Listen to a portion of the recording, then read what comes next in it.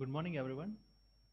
Today we will going to discuss a very important topic, that is the disorder associated with triglyceride metabolism, fatty liver.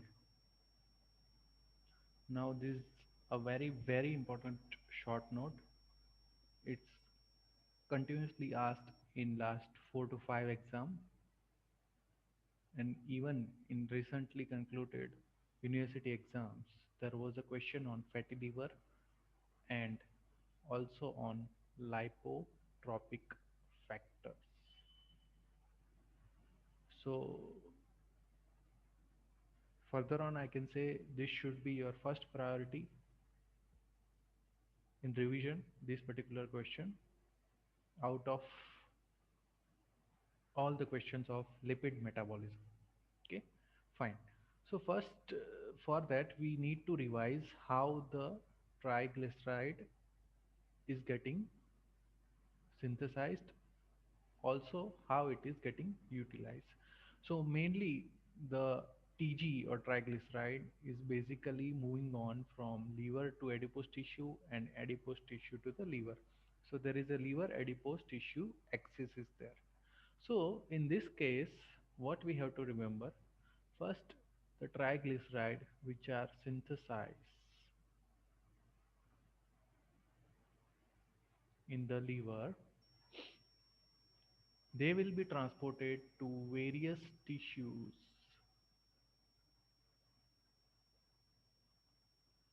in the form of lipoproteins such as the VLDL and chylomicrons.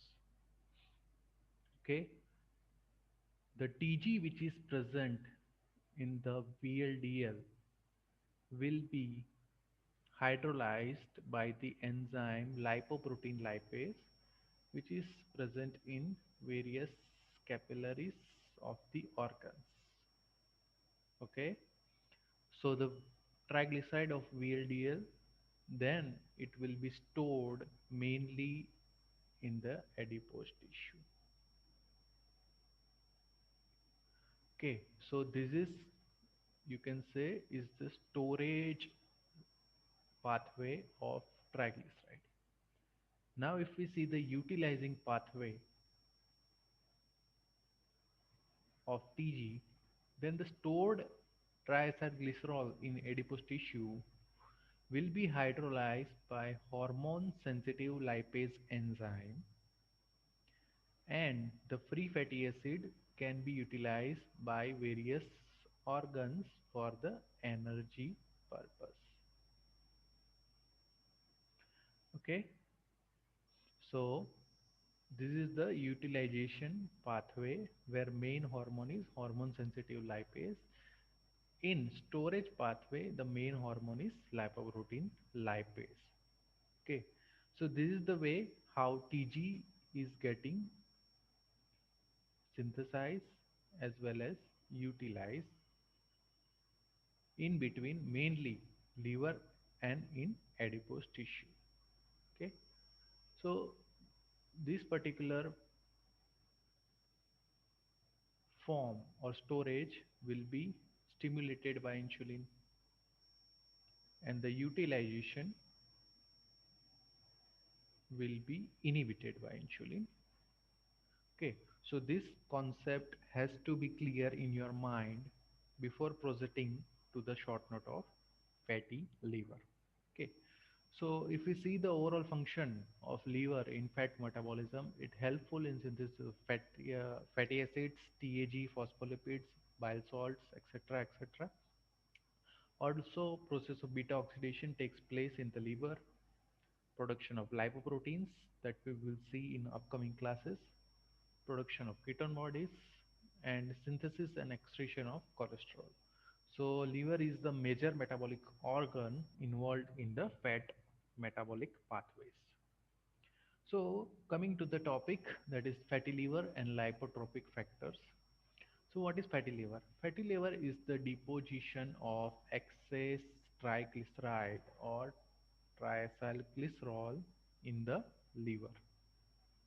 Okay, so whatever triacylglycerol has been getting synthesized or has been taken in the diet, if it exceeds, then it starts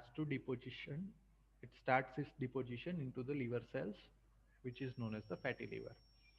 So primary defect here, ideally there should be a balance between the factors which causes fat deposition in the liver versus the factors which are causing removal of fat from the liver.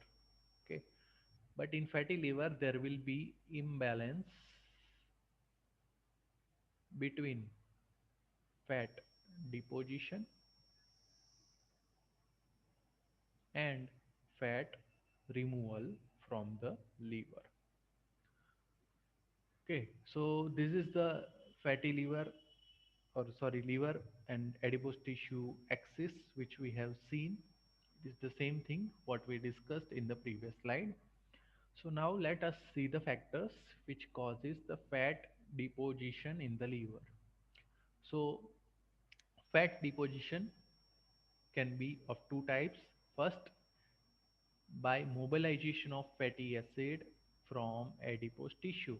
That means hormone sensitive lipase will hydrolyze the stored triacylglycerol into glycerol and free fatty acid, and this free fatty acid will towards the lipid, move towards the liver side. Okay, fine. Now, another cause of fat deposition is the synthesis of fatty acid from glucose. So, as we know that fatty acid synthesis takes place in the liver, okay, and extra amount of glucose will be converted to acetyl CoA, and this acetyl CoA can be a precursor for the synthesis of fatty acid.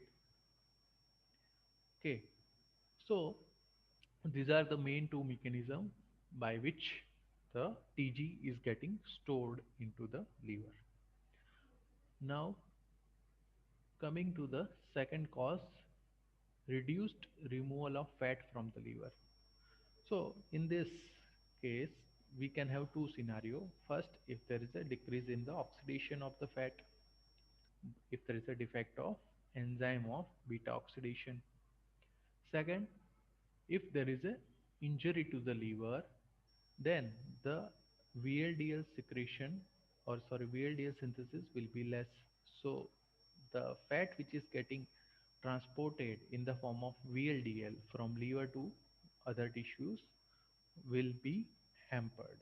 So in this scenario, there will be low transport of TG from liver to other organs. Okay. So increase in the first and second factor or decrease in the third and fourth factor can cause accumulation of TG into the liver, which leads to fatty acid. Okay, so this particular slide shows the same thing, where first is the action of HSL, there is hormone sensitive lipase. Second, more blood glucose can lead to more production of acetyl CoA, which can synthesize more TG. Okay, fine.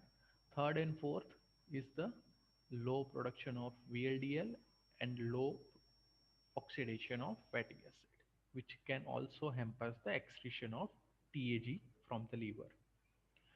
So, excess mobilization of fat, that means excess transportation of fat from adipose tissue to the liver.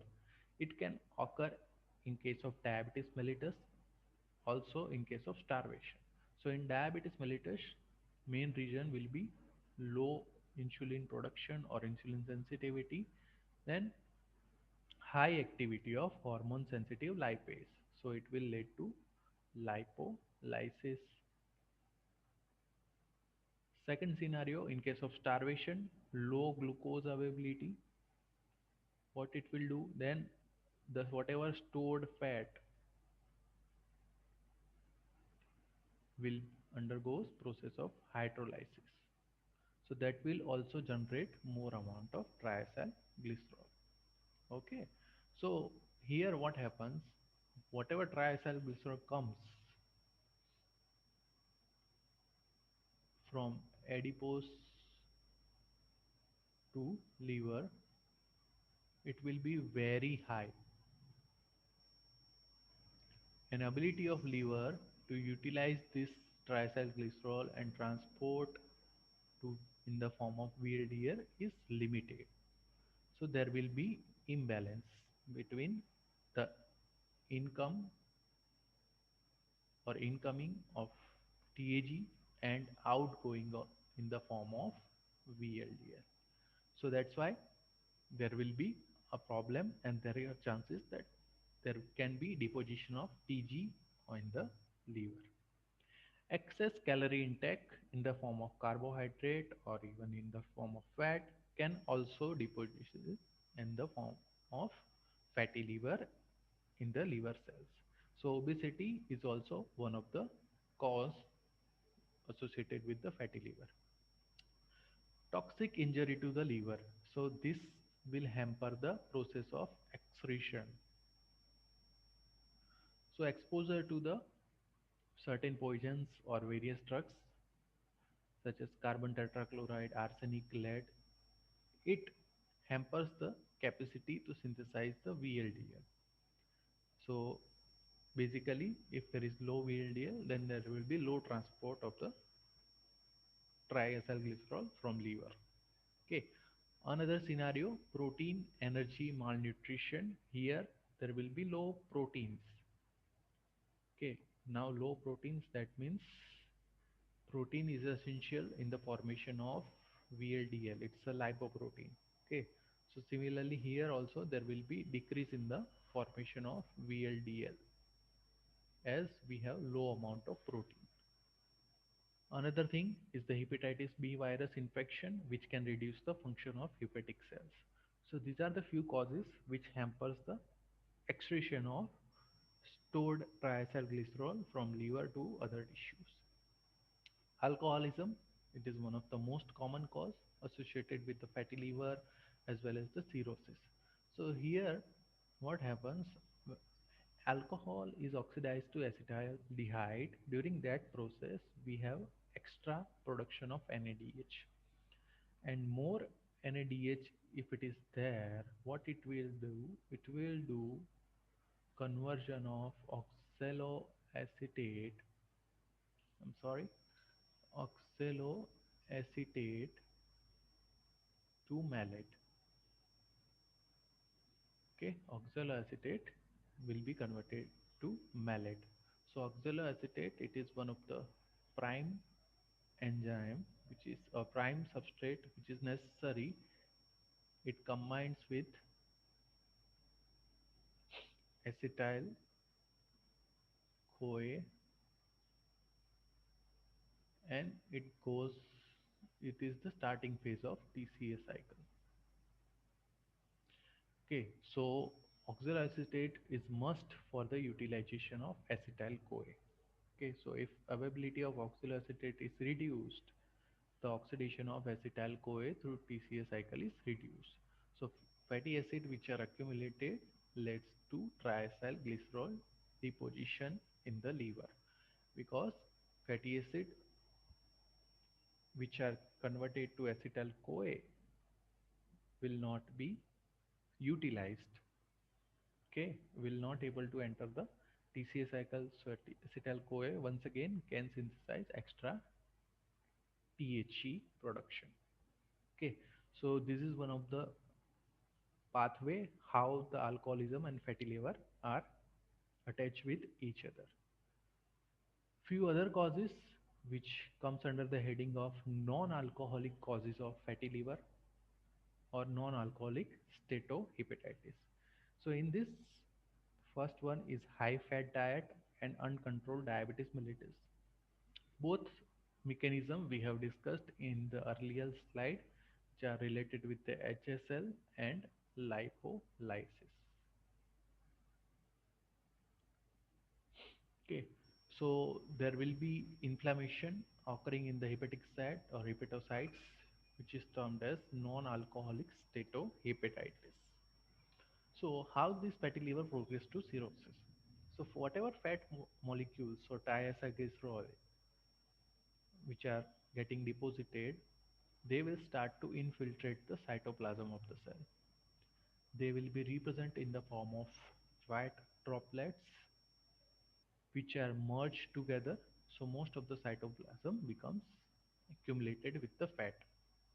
Here, once the cytoplasm becomes rich in fat droplets, nucleus will be pushed to the side of the cell wall, and later on this nucleus can be disintegrated, which is known as the carrier hexis,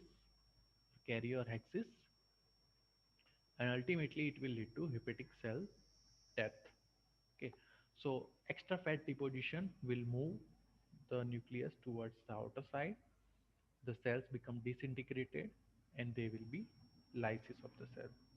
During the healing process, the fibrous tissue will replace the normal tissue of the liver, which is termed as fibrosis of liver or also known as the cirrhosis. So at this stage, the LFT liver function test will show the abnormal values of all its parameters such as the proteins or the liver enzymes, AST and ALT. Lipotrophic factor, which is a separate question which can be asked in the 2 marks. So here, these are the factors which are required for the normal mobilization of the fat from the liver to the other tissues. Deficiency of this will create imbalance or can result in fatty liver. Okay, they also afford the protection against the development of fatty liver by proper mobilization of the stored triacyl glycerol. So mainly in that, first one is the choline, okay, which is a nitrogenous base, then lecithin, which is a phospholipid, methionine, which is an amino acid. So they help in formation of or synthesis of apoprotein as well as the choline. Okay, methyl group is very much necessary for the carnitine actions, which is a transporter of fatty acid in for the beta oxidation. Vitamin E and selenium both are antioxidants, which you have already learned in detail, and omega 3 fatty acid, okay, which increases the membrane fluidity,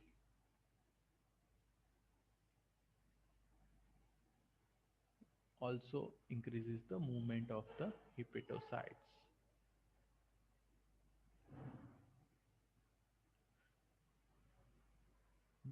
That will also reduce the chances of development of fatty liver.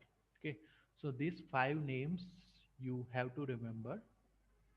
Okay, because lipotrophic factor also has been asked recently in 2 to 3 exams in the form of 2 marks, and if it gets asked in 5 marks, then you have to write little bit more about vitamin E function, selenium function, and also about the lecithin. Okay, so these 5 to 6 names you have to remember. So there are two important short notes we discussed today. One was fatty liver, another is the lipotropic factor. Okay, you have to remember these two short note in any case. Okay, you cannot skip. It's a very important short note.